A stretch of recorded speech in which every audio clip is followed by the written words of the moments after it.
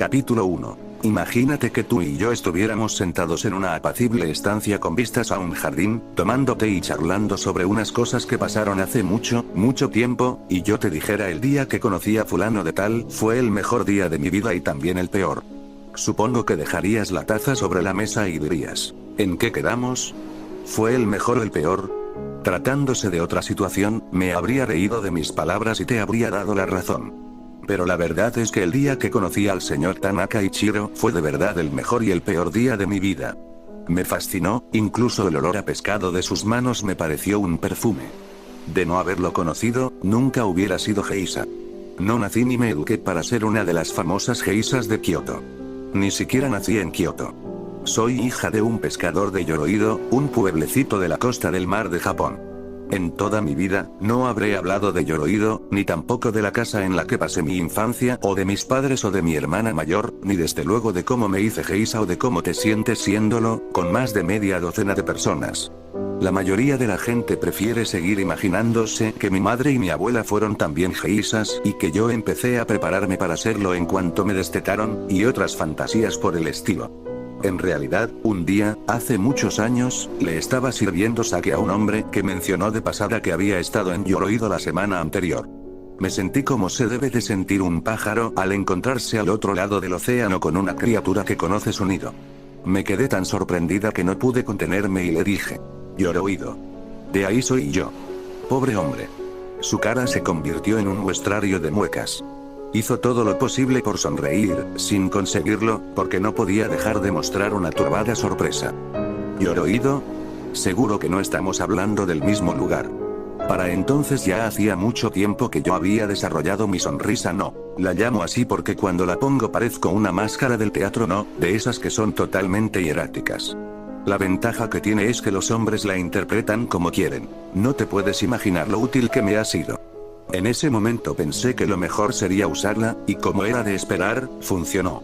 El hombre suspiró profundamente y se bebió de un trago la copa de sake que acababa de servirle. Luego soltó una enorme carcajada, de alivio, creo yo, más que de otra cosa. ¡Qué idea!, dijo, soltando otra carcajada. Tú de un poblacho como Yoroido. Eso sería como pensar en hacerte en un cubo, y cuando volvió a reírse, me dijo, por eso eres tan divertida, Sayuri-san. A veces casi consigues que me tome en serio las bromitas que me haces. No es que me guste mucho pensar que soy como un cubo de té, pero supongo que en cierta medida es cierto. Después de todo, me crié en Yoroido, y nadie se atrevería a decir que es un lugar con glamour. Casi nunca va nadie por allí. Y la gente de allí no tiene muchas oportunidades de irse. Probablemente te estés preguntando cómo lo conseguí yo. Ahí empieza mi historia. La casa en la que vivíamos en el pequeño puerto de Yoroido era una casita piripi, como la llamaba yo entonces. Estaba junto a un acantilado donde soplaba constantemente el viento del océano. De niña, pensaba que el mar estaba siempre acatarrado, porque jadeaba constantemente, salvo cuando se quedaba como sin respiración, antes de soltar uno de sus grandes estornudos, lo que equivale a decir que de pronto soplaban ráfagas tremendas acompañadas de agua de mar pulverizada. Decidí que nuestra casita se habría ofendido que el océano le estornudara en la cara cada 2 por 3, y empezó a torcerse para quitarse del medio. Probablemente hubiera terminado derrumbándose de no ser porque mi padre la apuntaló con un madero que rescató de un barco de pesca naufragado. De este modo, la casa parecía un viejo borracho apoyado en una muleta. Mi vida en la casita piripi también estaba un poco torcida. Como desde muy niña me parecí mucho a mi madre y apenas nada a mi padre o a mi hermana mayor, mi madre decía que estábamos hechas iguales, y era verdad que las dos teníamos unos ojos peculiares, de un color que casi nunca se ve en Japón. En lugar de castaño oscuro, los ojos de mi madre eran de un gris translúcido, y los míos son exactamente iguales. Siendo niña le dije una vez a mi madre que alguien le había hecho un agujerito en los ojos y que se les había salido toda la tinta, y ella pensó que era una ocurrencia a la mar de graciosa. Los videntes decían que sus ojos eran tan pálidos porque había demasiada agua en su personalidad, tanta que los otros 4 elementos apenas estaban presentes, y por eso, explicaban, combinaban tan mal sus rasgos. La gente del pueblo decía que tendría que haber sido extremadamente atractiva, porque sus padres habían sido muy guapos. Pues bien, los melocotones tienen un sabor exquisito, lo mismo que las setas, pero no se pueden combinar. Esa era la jugarreta que le había gastado la naturaleza. Tenía la boquita bien formada de su madre, pero la angulosa mandíbula de su padre, lo que daba la impresión de una delicada pintura enmarcada con un marco demasiado pesado. Y sus hermosos ojos grises estaban cercados por unas pestañas extremadamente espesas que en el caso de su padre debían de ser sorprendentes, pero en el suyo hacían que pareciera siempre espantada. Mi madre siempre decía que se había casado con mi padre porque ella tenía demasiada agua en su personalidad y mi padre demasiada madera en la suya. La gente que conocía a mi padre enseguida entendía a qué se refería mi madre. El agua mana veloz de un lugar a otro y siempre encuentra una rendija por la que salir. La madera, por su parte, se agarra fuerte a la tierra. En el caso de mi padre esto era bueno, porque era pescador, y un hombre con madera en su personalidad se encuentra cómodo en el mar. En realidad, mi padre se encontraba mejor en el mar que en cualquier otro sitio, y nunca se alejaba mucho de él. Olía a mar incluso después de lavarse. Cuando no estaba pescando, se sentaba en el suelo de nuestra oscura casita y remendaba las redes. Y si la red hubiera sido una criatura dormida ni siquiera la habría despertado, tal era la lentitud con la que trabajaba. Lo hacía todo así de despacio. Incluso cuando intentaba poner cara de concentración, podías salir fuera y vaciar el barreño en el tiempo que le llevaba a él recolocar sus rasgos. Tenía la cara llena de arrugas, y en cada arruga había escondido una preocupación u otra, de modo que había dejado de ser su cara y más bien parecía un árbol con nidos de pájaros en todas las ramas. Tenía que luchar constantemente para dominarla, y siempre parecía agotado por el esfuerzo. Cuando tenía 6 o 7 años, me enteré de algo referente a mi padre que hasta entonces había ignorado. Un día le pregunté, «Papá, ¿por qué eres tan viejo?». Él arqueó las cejas, de modo que tomaron la forma de unos pequeños paraguas caídos sobre sus ojos. Y luego suspiró largamente, movió la cabeza y dijo, «No lo sé». Cuando me volví a mi madre, ella me lanzó una mirada que significaba que respondería a mi pregunta en otro momento. Al día siguiente, sin darme ninguna explicación, me llevó con ella colina abajo, hacia el pueblo, pero antes de llegar torcimos en el camino que lleva al cementerio, en el bosque. Allí me condujo a 3 sepulturas juntas en una esquina y marcadas cada una con un poste más alto que yo. Tenían unas austeras inscripciones escritas de arriba a abajo, pero yo no había ido a la escuela del pueblo lo bastante para saber dónde acaba una y empezaba la siguiente. Mi madre los señaló y dijo, «Natsu, esposa de Sakamoto Minoru». Sakamoto Minoru era el nombre de mi padre. Fallecida, a los 24 años, en el año 19 de Meiji. Luego señaló la siguiente. Shinichiro, hijo de Sakamoto Minoru, fallecido, a los 6 años, en el año 19 de Meiji, y a la siguiente, que era idéntica a las otras dos, salvo por el nombre, Masao, y la edad, 3 años. Me llevó un rato comprender que mi padre había estado casado antes, hacía mucho tiempo, y que toda su familia había muerto. No mucho después volví a visitar las sepulturas y descubrí que la tristeza es un peso difícil de llevar. Mi cuerpo pesaba el doble que un momento antes, como si aquellas sepulturas tiraran de mí. Con toda aquella agua y toda aquella madera, el equilibrio tendría que haber sido perfecto, y mis padres tendrían que haber engendrado hijos con la proporción adecuada de cada elemento. Seguro que se sorprendieron al ver que habían terminado teniendo una de cada. Pues no solo yo me parecía a mi madre y había heredado incluso sus extraños ojos, sino que mi hermana, Satsu, se parecía a mi padre como una gota de agua a otra. Satsu tenía 6 años más que yo, y, claro, al ser mayor, le dejaban hacer cosas que a mí todavía me estaban prohibidas. Pero Satsu tenía la virtud de hacerlo todo de tal forma que parecía una completa casualidad. Por ejemplo, si le pedías que te sirviera un cuenco de sopa de la olla puesta en el fogón, lo hacía, pero de tal modo que parecía que la sopa se había derramado y, por suerte, había caído en el cuenco. Una vez incluso se cortó con un pescado. Y no es que se cortara con un cuchillo limpiando un pescado. ¿Qué va? Subí a la cuesta desde el pueblo con un pescado envuelto en papel, y se le escurrió y cayó de tal forma que le dio en la pierna y le cortó con una de las aletas. Seguramente nuestros padres habrían tenido más hijos además de Satsu y de mí, sobre todo porque mi padre esperaba tener un chico que saliera a pescar con él. Pero cuando yo tenía 7 años, mi madre cayó gravemente enferma, probablemente con cáncer de huesos, aunque por entonces yo no tenía ni idea de lo que le pasaba. Su única forma de escapar al dolor era dormir, lo que empezó a hacer como los gatos, es decir, más o menos constantemente. Conforme se sucedían los meses, más tiempo pasaba ella dormida, y enseguida empezó a gemir cuando estaba despierta. Yo me daba cuenta de que algo estaba cambiando rápidamente en ella, pero como había tanta agua en su personalidad, no me pareció preocupante. A veces en cuestión de unos pocos meses se quedaba en los huesos, pero luego volvía a engordar con la misma rapidez. Pero para mi 9º cumpleaños, empezaron a salírsele los huesos de la cara y ya no volvió a engordar. Yo no me daba cuenta de que debido a su enfermedad se estaba quedando sin agua. Al igual que las algas que están naturalmente empapadas y se vuelven quebradizas al secarse, mi madre estaba perdiendo más y más de su esencia. Entonces, una tarde estaba yo sentada en el agujereado suelo de nuestra casa, cantándole a un grillo que había encontrado aquella mañana, cuando una voz llamó a la puerta. Abrid la puerta. Soy el Dr. Miura. El Dr. Miura venía a nuestro pueblo una vez a la semana, y desde que mi madre había enfermado, siempre se tomaba la molestia de subir la cuesta hasta nuestra casa para ver cómo iba la enferma. Mi padre estaba en casa aquel día, porque se avecinaba una gran tempestad. Estaba sentado en el suelo, en su lugar de costumbre, con sus inmensas manos enredadas, como arañas, en una red de pescar. Pasado un momento, volvió sus ojos hacia mí y levantó un dedo. Esto significaba que quería que fuera a abrir la puerta. El Dr. Miura era un hombre muy importante, o al menos eso creíamos en el pueblo. Había estudiado en Tokio, y se decía que conocía más caracteres chinos que nadie. Era demasiado orgulloso para fijarse en una criatura como yo. Cuando abrí la puerta, se quitó los zapatos y entró en la casa delante de mí. Vaya, Sakamoto-san. Le dijo a mi padre. Me gustaría vivir como usted, todo el día en el mar, pescando. ¡Qué maravilla! Y luego los días de resaca descansando en casa. Veo que su esposa sigue dormida, continuó. Es una pena, porque había pensado reconocerla hoy. Ah, ¿sí? Dijo mi padre. La semana que viene no puedo acercarme. ¿Podría despertarla para que la reconociera? A mi padre le llevó un rato desenredarse los dedos de la red, pero por fin se puso en pie. Chiyo-chan, me dijo, tráele una taza de té al doctor. Entonces me llamaba Chiyo. Todavía no se me conocía por mi nombre de Heisa, Sayuri.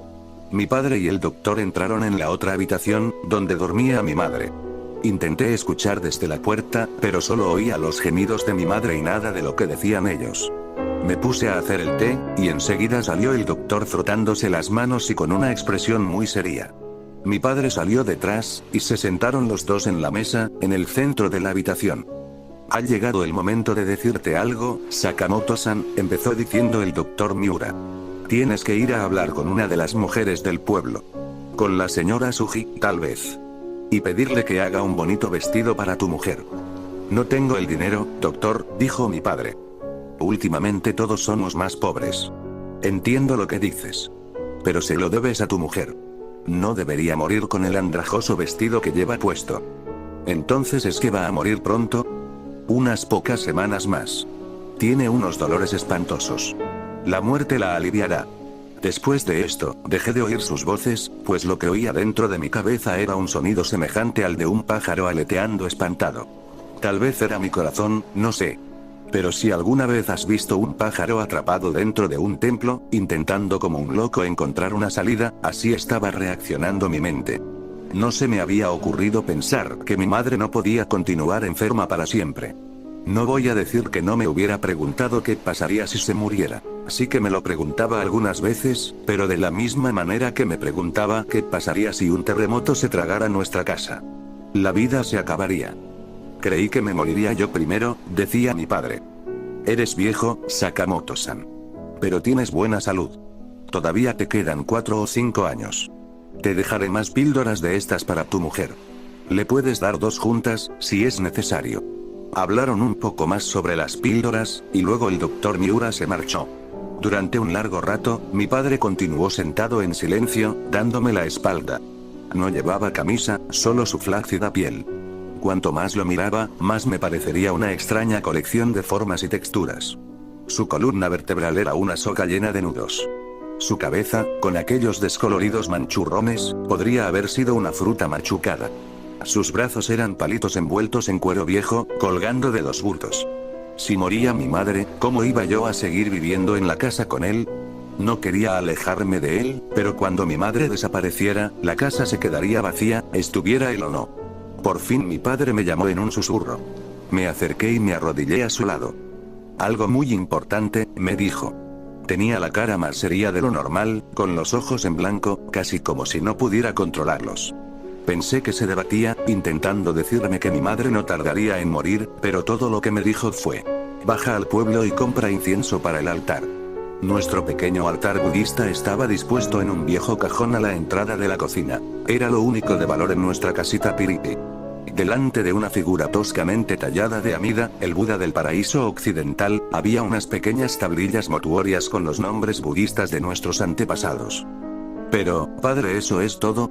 Esperaba que me contestara algo, pero se limitó a hacer un gesto con la mano que indicaba que me fuera. El camino de nuestra casa bordeaba el acantilado antes de meterse tierra adentro, hacia el pueblo.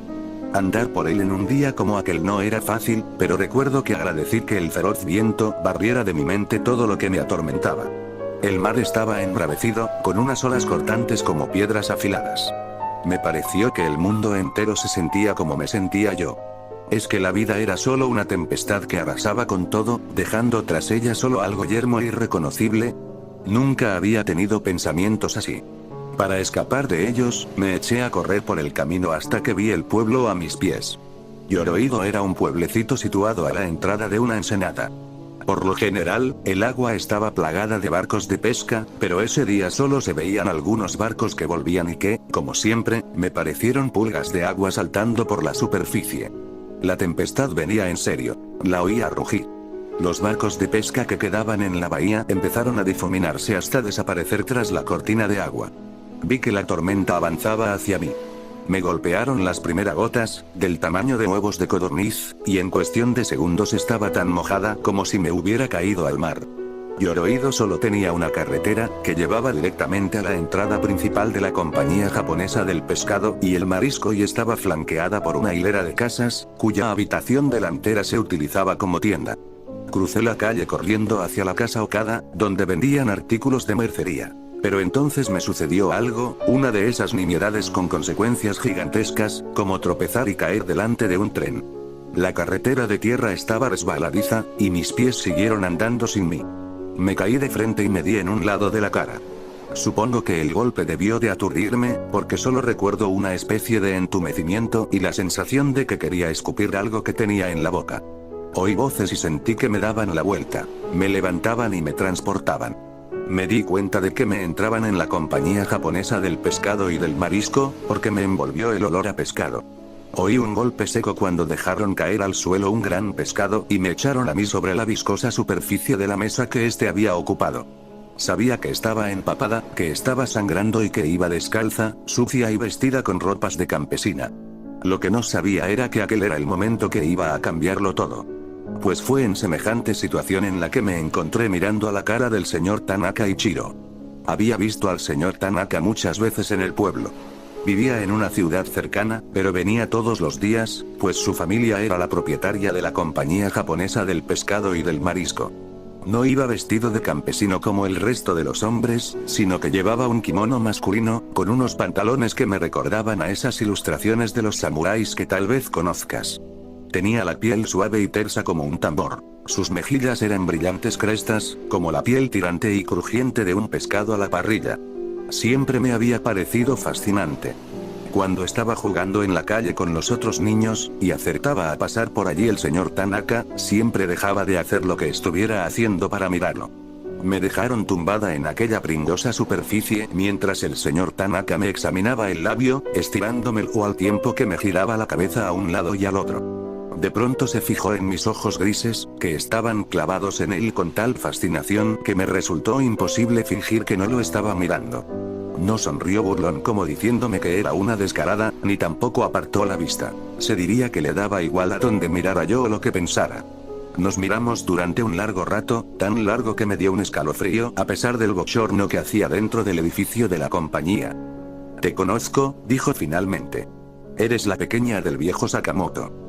Ya de niña me daba cuenta de que el señor Tanaka veía el mundo como era realmente. Nunca tenía la expresión aturdida de mi padre. A mí me parecía que aquel hombre veía correr la savia por los pinos y el círculo brillante en el cielo, donde las nubes tapan el sol. Vivía en un mundo visible, aun cuando no siempre le agradara estar en él. Me di cuenta de que se fijaba en los árboles, en el barro y en los niños que jugaban en la calle, pero no tenía ninguna razón para pensar que se hubiera fijado en mí.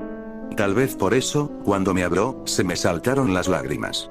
El señor Tanaka me sentó. Creí que me iba a decir que me fuera, pero en lugar de ello dijo: no te tragues esa sangre, muchachita. A no ser que quieras que se te haga una piedra en el estómago. Si yo fuera tú, la escupiría en el suelo. La sangre de una muchacha, señor Tanaka, dijo uno de los hombres. Aquí, donde traemos el pescado. Los pescadores son terriblemente supersticiosos, ya sabes. Especialmente no quieren que las mujeres tengan nada que ver con la pesca. Un hombre del pueblo, el señor Yamamura, encontró a su hija jugando en su barco una mañana. Le dio una paliza con una vara y luego fregó el barco con sake y lejía con tal fuerza que levantó la pintura. Pero esto tampoco le pareció suficiente, y el señor Yamamura hizo que el sacerdote Shinto viniera a bendecirlo. Todo ello simplemente porque su hija había estado jugando donde se pesca. Y hete aquí que el señor Tanaka estaba sugiriendo que escupiera la sangre en el suelo de la nave donde se limpiaba el pescado. Si lo que os asusta es que lo que escupa estropee las tripas del pescado, dijo el señor Tanaka, llevároslas a casa. Tengo muchas más. No es por las tripas del pescado, señor. Y yo les digo que su sangre será lo más limpio que haya tocado este suelo desde que nacimos vosotros y yo. Venga, dijo el señor Tanaka, dirigiéndose a mí. Escupe.